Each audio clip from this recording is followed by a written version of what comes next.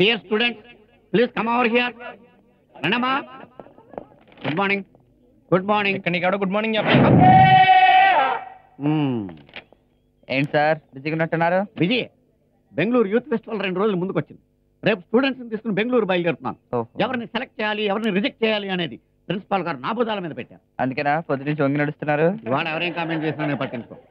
ఇప్పుడు బెంగళూరు వెళ్ళే వాళ్ళ లిస్ట్ చదువుతాను, చెవులు దగ్గర పెట్టుకుని రమేష్, ప్రకాష్, సునీల్, ఎక్కడికి వెళ్ళి బట్టలు సర్దుకొస్తాను సార్. వాటితో పాటు 2 ఇస్త్రాకులు కూడా కొనుక్కురా. ఎందుకు సార్? నువ్వు వేసేది ఆది మానవుడు వేషం. 2 ఎందుకు సార్? ఒకటి ఫ్రంట్, ఒకటి బ్యాక్, సైడ్ ఎంటీ.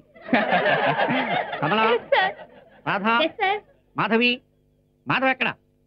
చెప్పండి, అమ్మాయి కూడా లిస్ట్ లో ఉందని. నేను చెప్తాను సార్. ఈ లిస్ట్ లో ఉన్న వాళ్ళందరూ రేపు బస్సు వచ్చే టైంకి రెడీగా ఉండండి. నా పేరు చదవటం మర్చిపోయారు సార్. గుర్తుంచుకునే మర్చిపోయాను. నేను లేకుండా ఫెస్టివల్ ఏంటి సార్? ఏంటి బాబు? ఇంకు లేకుండా పెన్ ఉంటుందా? పెంకు లేకుండా ఇల్లు ఉంటుందా? అవన్నీ నాకు తెలియదు, కానీ నువ్వు లేకుండా ఫెస్టివల్ మాత్రం ఉంటుంది.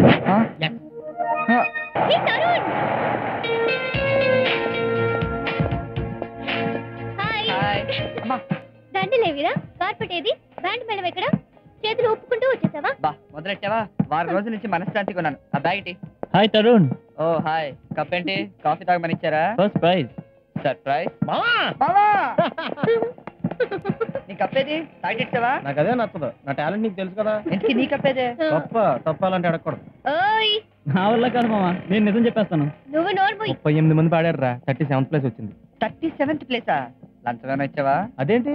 38th ప్లేస్ కదా మనకు రావాల్సింది. నువ్వు టోటల్ గా కంట్రోల్ తెప్పావు. నిన్ను క్రమశిక్షణ పెట్టాలి. బా వదులు. సారీ చెప్పు. సారీ. తెలుగులో చెప్పు. క్షమించు. అది.